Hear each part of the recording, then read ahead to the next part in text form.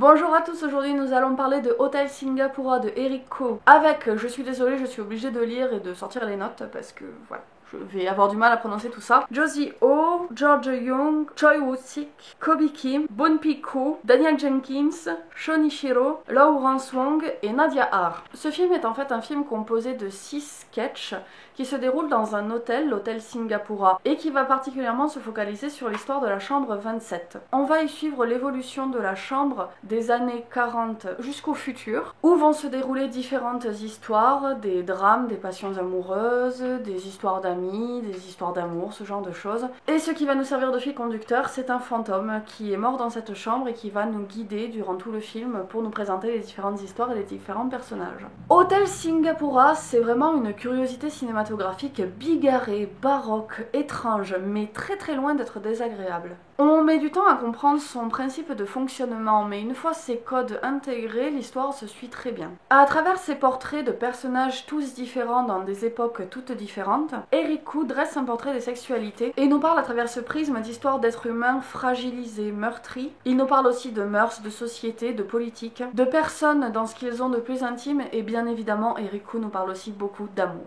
Les courts-métrages sont en effet très souvent érotiques, sans jamais pour autant être vulgaires. Et on sent vraiment que Eric Ko rattache à la sexualité une spiritualité profonde. Comme si la sexualité était en fait un reflet psychologique de ses personnages. Pour certains, comme dans le second court-métrage par exemple, la sexualité c'est un moyen de domination et de prouver sa force. Pour d'autres, une hypersexualité cache en fait une fissure et un manque profond. Pour d'autres enfin, la sexualité devient tout simplement le moyen d'être existé et d'être tout simplement soi-même. Évidemment, à travers ces portraits, ce sont aussi des portraits de mœurs qui nous sont montrés. L'évolution qui se fait dans le temps nous montre comment les mœurs envers la sexualité évoluent, et plus particulièrement envers l'homosexualité et envers la sexualité féminine. On ouvre en effet le film sur une histoire homosexuelle entre hommes, mais qui est très subtile, qui est presque cachée, qui est très discrètement amenée sans scène de sexe. Tout y est suggéré, et d'ailleurs c'est peut-être même mon histoire préférée de tout le film. L'homosexualité, à l'époque où se déroule ce premier court-métrage, était encore un sujet vraiment tabou,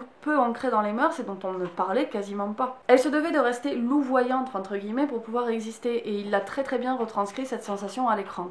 Le second sketch, quant à lui, affirme vraiment la sexualité féminine et il pousse les femmes à mieux connaître leur corps. Quand on sait que le clitoris c'est encore un sujet tabou et que la science n'en connaît que très peu à son sujet, on sent que c'est encore un sujet qui est réellement d'actualité. Une troisième histoire qui va plus du côté du fantastique nous conte une très jolie histoire d'amour platonique entre un fantôme et une femme de chambre. Et ce sketch nous montre vraiment que l'amour va au-delà de la barrière physique et qu'au final le sexe n'est qu'un facteur de l'amour parmi tant d'autres. Enfin, une autre histoire va nous parler d'une personne transgenre qui va subir une opération d'ablation de ses parties génitales pour avoir ensuite les organes reproducteurs d'une femme. Son compagnon, lui explique qu'il l'aime déjà telle qu'elle est et qu'en fait elle n'a pas besoin de subir l'opération pour être une femme à part entière. S'ensuit une scène de sexe qui est très douce, érotique et émouvante, qui prouve que l'amour est beaucoup plus complexe et compliqué que ce qu'on veut bien nous faire croire et ne se résume pas tout simplement à une binarité entre hétérosexualité et homosexualité et que des tas d'autres sexualités un petit peu plus complexes sont possibles.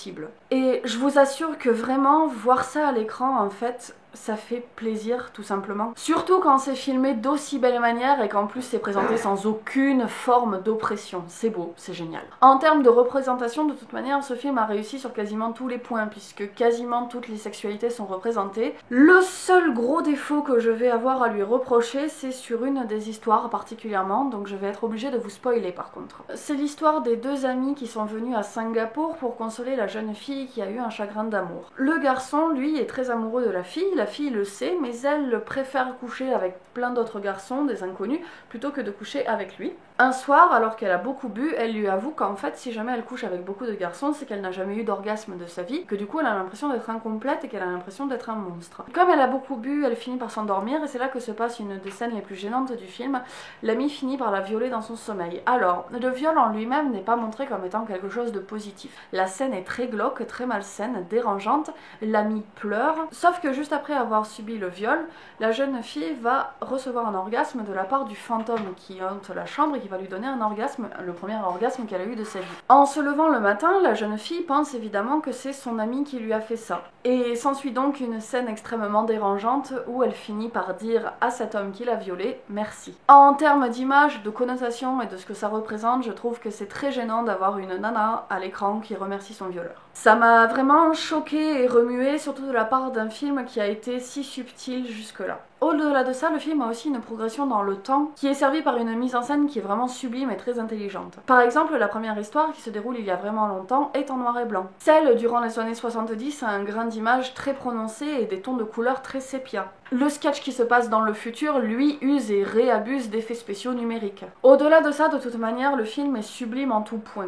avec une photographie vraiment soignée et des cadrages vraiment millimétrés. J'aime particulièrement sa manière de filmer les corps, qui est par moments très sensuelle en fait, avec des gros plans, une insistance sur le grain de la peau, une utilisation très judicieuse du flou en arrière-plan qui donne une atmosphère presque feutrée, très douce. En fait, ça arrive à être à la fois doux et organique sur ses manières de filmer les corps, c'est très très beau. Alors qu'à d'autres instants, au contraire, ces corps, il va les filmer de manière quasi chirurgicale, avec beaucoup de distance, filmés avec des lumières blanches très violentes qui les font quasiment ressembler à des cadavres. Bien sûr, le risque quand on fait un film à sketch, c'est d'avoir des histoires qui sont plus inégales que les autres et puis de n'avoir pas l'impression que le film va au bout des choses. C'est parfois le cas ici, c'est vrai. Certaines histoires sont bien plus mises en avant que d'autres, et du coup on a par moments une sensation de rester sur sa faim, comme si on voulait que le film aille plus loin et continue à nous en dire plus. D'ailleurs, je ne m'explique pas trop le choix de la scène du début du film, qui est en fait la même scène qu'à la fin du film, qui ne me paraissait pas être une histoire d'une importance si capitale, ou en tout cas pourquoi elle serait mise en avant plus que les autres. De plus, son ambiance très glauque et froide nous donne un peu une fausse piste, nous oriente vers un film qui serait peut-être dans un thriller un petit peu horrifique, alors que la majorité du film a quand même une ambiance plutôt gaie, même si une atmosphère extrêmement mélancolique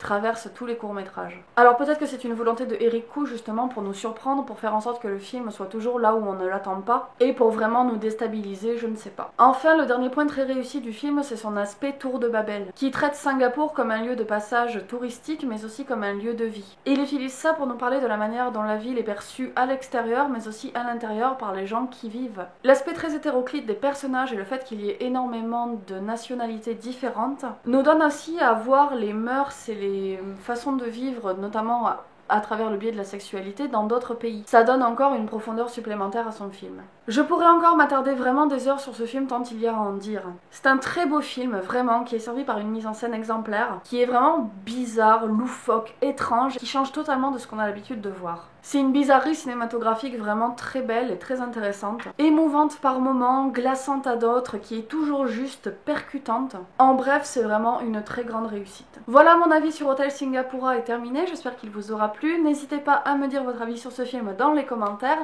n'hésitez pas comme d'habitude à vous abonner si ce que je vous propose vous plaît, à me suivre sur Facebook pour être au courant de l'actualité de la chaîne, et je vous dis comme d'habitude à la prochaine pour une nouvelle vidéo. Salut!